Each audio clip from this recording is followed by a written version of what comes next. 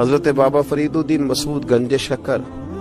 بابا صاحب رحمت اللہ علیہ فرماتے ہیں کہ ایک نیک نوجوان تھا، دن کو روزہ رکھتا، رات کو نماز پڑھتا، پر اللہ سے ڈرتا پھر بھی بہت ہی زیادہ تھا، بڑا ہی ڈرتا تھا۔ موت کا وقت آیا تو ماں ہی تھی بس اس کی، تو ماں سے کہنے لگا اماں میری ماں ہے، میرے ساتھ 3 وعدے تو کر۔ اس نے کہا پتر تو بتا،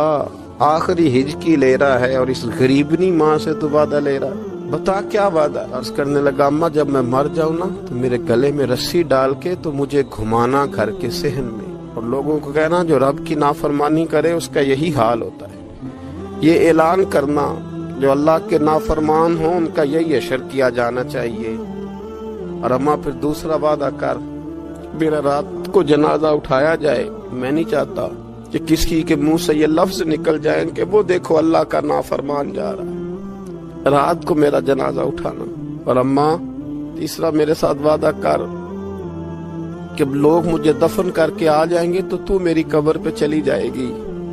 عمل میرے پاس کوئی نہیں، پر مجھے لگتا ہے ماں کے قدموں کی برکت سے عرش کا مالک بھی رحم فرمائے گا، اماں تو وعدہ کر۔ بابا صاحب رحمت اللہ علیہ فرمانے لگے کہ ماں بوڑھی ماں نے وعدہ کر لیا، کہا بیٹے ٹھیک ہے اگر تیری یہی ضد ہے تو میں تیار ہوں۔ پھر اس نے کلمہ شہادت پڑھا، اس نوجوان کی روح پرواز کر گئی، بوڑھی ماں نے رسی منگائی تو وَلِمَنْ خَافَ مَقَامَ رَبِّهِ جنتان، جو ڈر جائے، اس نے تو کہا تھا نا کہ رسی ڈال کے گھمانا اور کہنا یہ اللہ کا نافرمان ہے، اس کا یہی اشر ہونا چاہیے تھا۔ لیکن جب ماں گلے میں رسی ڈالنے لگی تو گھر کے ہر کونے سے آواز آنے لگی خبردار یہ رب کا دوست ہے، اللہ کے دوستوں کے ساتھ اس طرح کا معاملہ نہ کیا جائے، اسے چھوڑ دیا جائے۔ اور کہا تمہیں کچھ بھی اور کرنے کی ضرورت نہیں ہے، یہ تو رب کا دوست ہے اور رب کی بارگاہ میں حاضر ہو گیا۔ کوئی بندہ کہے گا کہ یہ تو ایک بابا فرید کا سنایا ہوا واقعہ ہے، سنیے بخاری میں حدیث ہے، نبی پاک صلی اللہ علیہ وسلم نے فرمایا، حضرت ابو ہریرہ رضی اللہ تعالیٰ عنہ راوی ہیں، حضور فرماتے ایک شخص مرنے لگا تو اپنے بچوں سے کہنے لگا کہ میں جب مر جاؤں تو مجھے جلا دینا، اور پھر میرے جلے ہوئے وجود کو پیس دینا، پھر مجھے ہوا میں اڑا دینا۔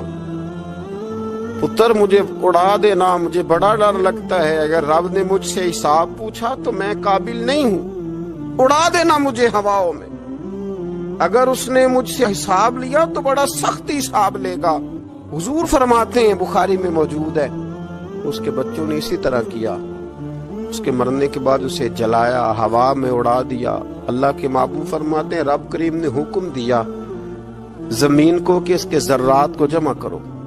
زمین نے ذرے جمع کیے، خدا نے حکم دیا تو اس کا وجود پھر سے اسی شکل میں آیا، تو رب کریم نے فرمایا یہ جو تو نے وصیت کی تو کیوں کی؟ اللہ جانتا ہے کہ نہیں جانتا؟ یہ کی تو کیوں کی؟ تو وہ پڑا کہنے لگا اللہ میرے اندر تو طاقت نہیں تھی تیرے سامنے کھڑا ہو کے حساب دے سکوں، تجھے منانے کے لیے تیرے خوف سے ڈر گیا، میں ڈر گیا۔ اگرچہ ہمارے بزرگوں نے لکھا ہے کہ آج یہ وصیت کرنا اس رنگ میں، یہ طرز اختیار کرنا درست نہیں، لیکن آپ غور فرمائیے